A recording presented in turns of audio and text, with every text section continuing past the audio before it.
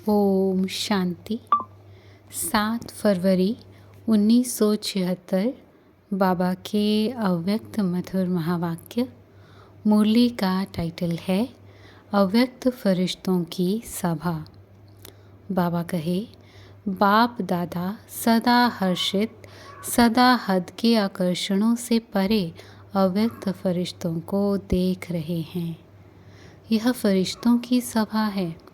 हर फरिश्ते के चारों ओर लाइट का क्राउन कितना स्पष्ट दिखाई देता है। अर्थात हर फरिश्ता लाइट हाउस और माइट हाउस कहाँ तक बना है, यह आज बाप दादा देख रहे हैं। जैसे भविष्य स्वर्ग की दुनिया में सब देवता कहलाएंगे, वैसे वर्तमान समय संगम पर फरिश्ते समान सब बनते हैं, लेकिन नंबर वार। जैसे वहाँ हरेक अपनी स्थिति प्रमाण सतो प्रधान होते हैं, वैसे यहाँ भी हर पुरुषार्थी फरिश्तेपन की स्टेज को प्राप्त ज़रूर करते हैं।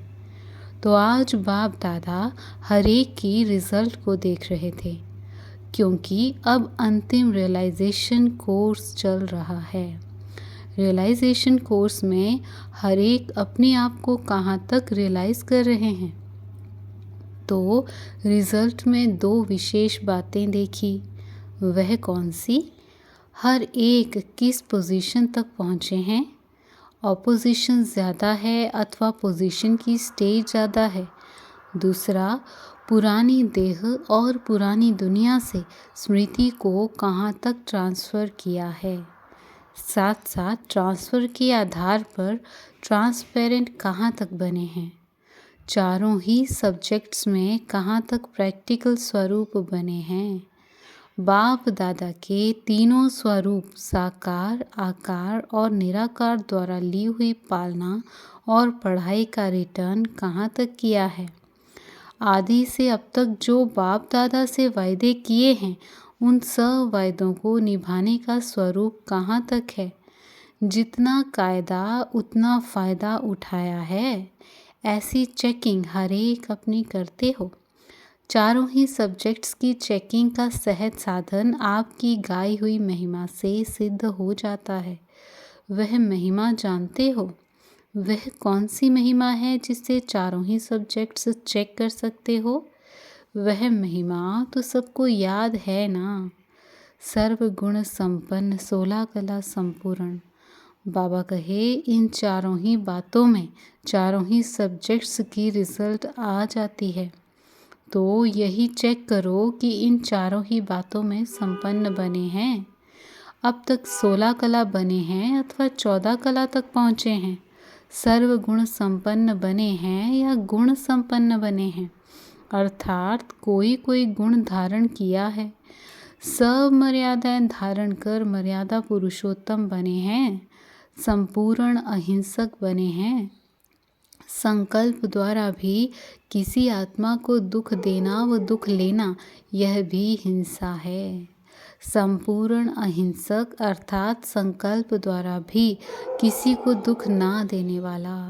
पुरुषोत्तम अर्थात हर संकल्प और हर कदम उत्तम अर्थात श्रेष्ठ हो, साधारण ना हो, लौकिक ना हो और व्यर्थ ना हो। ऐसे कहाँ तक बने हैं। बाप दादा ने क्या देखा? अब तक विशेष 2 शक्तियों की बहुत आवश्यकता है। वह कौन सी हैं? एक स्वयं को परखने की शक्ति, दूसरी स्वयं को परिवर्तन करने की शक्ति। इन दोनों शक्तियों के रिजल्ट में जितना तीव्र पुरुषार्थी तीव्र गति से आगे बढ़ना चाहते हैं, उतना बढ़ नहीं पाते। इन दोनों शक्तियों की कमी के कारण ही कोई न कोई रुकावट गति को तीव्र करने नहीं देती है। दूसरों को परखने की गति तीव्र है, दूसरे को परिवर्तन होना चाहिए, यह संकल्प तीव्र है। इसमें पहले आपका पाठ पक्का है। जहाँ पहले मैं होना चाहिए, वहाँ पहले आप है, और जहाँ पहले आप होना चाहिए, वहाँ पहले मैं है। तीसरा नेत्र जो हरेक को वरदान में प्राप्त है, उस तीसरे नेत्र द्वारा जो बाप दादा ने कार्य दिया है, उसी कार्य में नहीं लगाते। तीसरा नेत्र दिया है रूह को देखने, रूहानी दुनिया को देखने के लिए, वो नई दुनिया को देखने के लिए। उसके बदले जिस्म को देखना, जिस्मानी दुनिया को देखना, इसको कहा जाता है कि यथार्थ रीति कार्य में लगाना नहीं आया है।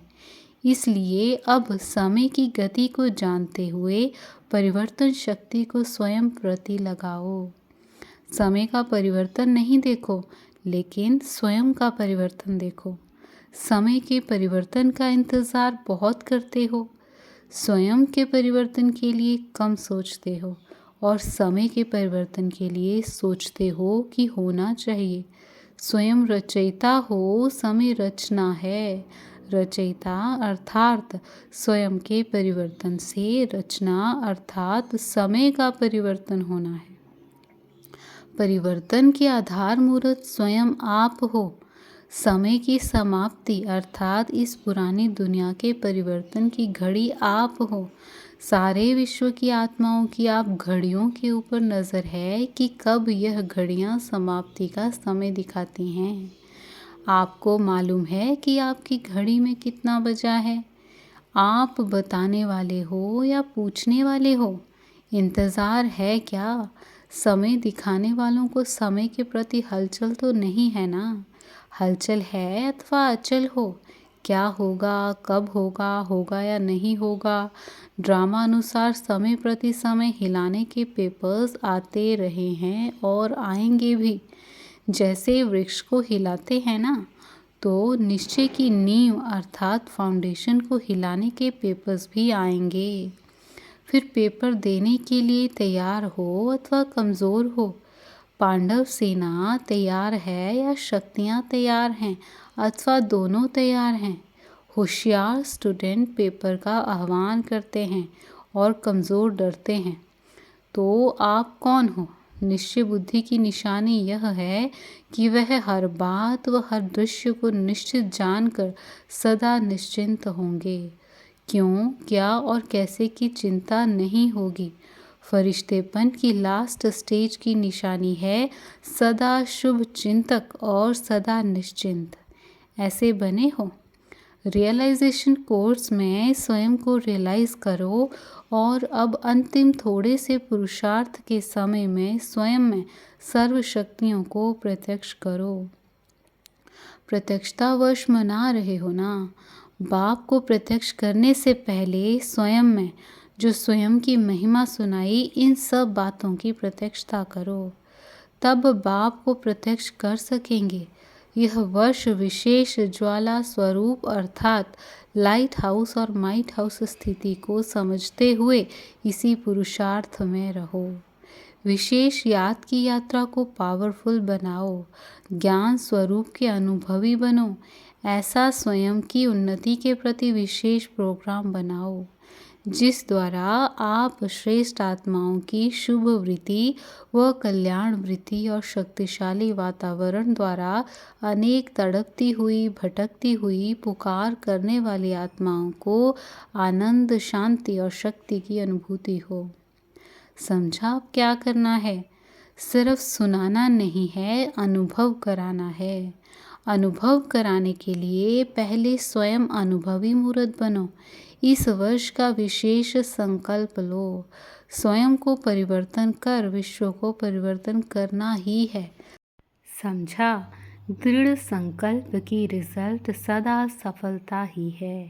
अच्छा, ऐसे दृढ़ संकल्प द्वारा सृष्टि का नव निर्माण करने वाले अपनी रूहानी वृत्ति द्वारा वायुमंडल को परिवर्तन करने वाले, हर आत्मा को सुख, शांति व शक्ति की अंजलि एवं वरदान देकर तृप्त आत्मा बनाने वाले, जन्म जन्म की प्यासी आत्माओं की प्यास बुझाने वाले, सर्व को अपने ठिकाने पर लगाने वाले, सदा निश्चय बुद्धि हलचल में भी अचल रहने वाले, ज्ञान स्वरूप एवं याद स्वरूप आत्माओं को बाप दादा का याद, प्यार और नमस्ते। पर्सनल मुलाकात, नथिंग न्यू की स्थिति और व्यर्थ के खाते की समाप्ति। बाबा कहे, महारथियों के महान स्थिति की विशेष निशानी, जिससे स्पष्ट हो जाए कि यह महारथीपन का पुरुषार्थ है वह क्या होगी। एक तो महान पुरुषार्थी अर्थात महारथी जो भी दृश्य देखेंगे वह समझेंगे ड्रामा प्लान अनुसार अनेक बार का अब फिर से रिपीट हो रहा है, वह नथिंग न्यू लगेगा।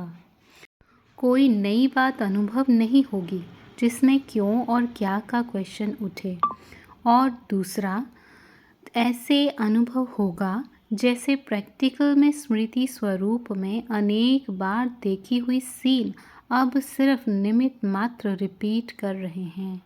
कोई नई बात नहीं कर रहे हैं लेकिन रिपीट कर रहे हैं। स्मृति लानी नहीं पड़ेगी। कल्प पहले जो हुआ था वही अब हो रहा है, लेकिन जैसे एक सेकंड की बीती हुई बात बहुत स्पष्ट रूप से स्मृति में रहती है, वैसे वह कल्प पहले की बीती हुई सीन ऐसे ही स्मृति में होगी जैसे कि एक सेकंड पहले बीती हुई सीन स्मृति में रहती है। क्योंकि एक साक्षीपन, दूसरा त्रिकालदर्शी, यह दोनों स्टेज महारथियों की होने के कारण कल्प पहले की स्मृति बिल्कुल फ्रेश व ताज़ी रहेगी। इसलिए नथिंग न्यू। और दूसरा क्या होगा? कोई भी कितनी भी विकराल रूप की परिस्थिति हो या बड़े रूप की समस्या हो, लेकिन अपनी स्टेज ऊंची होने के कारण वह बिल्कुल छोटी लगेगी। बड़ी बात अनुभव नहीं होगी और ना विकराल अनुभव होगी। जैसे ऊंची पहाड़ी पर खड़े होकर नीचे की कोई भी चीज़ को देखो तो बड़ी चीज़ भी छोटी नज़र आती है ना। बड़े से बड़ा कारखाना भी एक मॉडल रूप सा दिखाई पड़ता है। इसी रीति महारथी के महान पुरुषार्थ के सामने उसे कोई भी बड़ी बात अनुभव नहीं होगी। तो महावीर अर्थात महारथी के महान पुरुषार्थ की यह दो निशानियां हैं, जिसको दूसरे शब्दों में कहा जाता है सूली कांटा अनुभव होगी। ऐसे महावीर के मुख से जो होने वाली रिजल्ट होगी अर्थात जो होनी होगी, सदैव वही शब्द मुख से निकलेंगे जो भावी बनी हुई होगी। इसको ही सिद्धि स्वरूप कहा जाता है। जो बोल निकलेगा, जो कर्म होगा, वह सिद्ध होने वाले होंगे, व्यर्थ नहीं होंगे। महारथी की निशानी है विकर्मों का खाता तो समाप्त होता ही है, लेकिन व्यर्थ का खाता भी समाप्त। मास्टर सर्वशक्तिमान है ना, तो मास्टर सर्वशक्तिमान की स्टेज का प्रैक्टिकल स्वरूप विकर्मों के खाते के साथ साथ व्यर्थ का खाता भी समाप्त होगा। यह है महारथियों के पुरुषार्थ की निशानी। नज़र से निहाल करने की सर्विस शुरू की है। एक है महादानी, दूसरे हैं वरदानी और तीसरे हैं विश्व कल्याणी। तो यह तीनों ही विशेषताएं एक ही में है या कोई विशेषता किसी में है और कोई किसी में? किसी का वरदानी रूप का पूजन है, किसी का विश्व कल्याणी के रूप में पूजन है। पूजन में अथवा गायन में भी फर्क क्यों है? होंगे तीनों ही, लेकिन परसेंटेज में फ़र्क होगा। कोई में किसी बात की, अन्य कोई में किसी बात की परसेंटेज कम अथवा ज़्यादा होगी। एक है कर्मों की गति, दूसरी है प्रारब्ध की गति और तीसरी फिर है गायन और पूजन की गति। जैसे कर्मों की गति गुह्य है, वैसे इन दोनों की गति भी गुह्य है। प्रारब्ध का भी साक्षात्कार प्रैक्टिकल में अभी होना तो है ना। कौन क्या बनेगा और क्यों बनेगा, किस आधार से बनेगा, यह सब स्पष्ट होगा।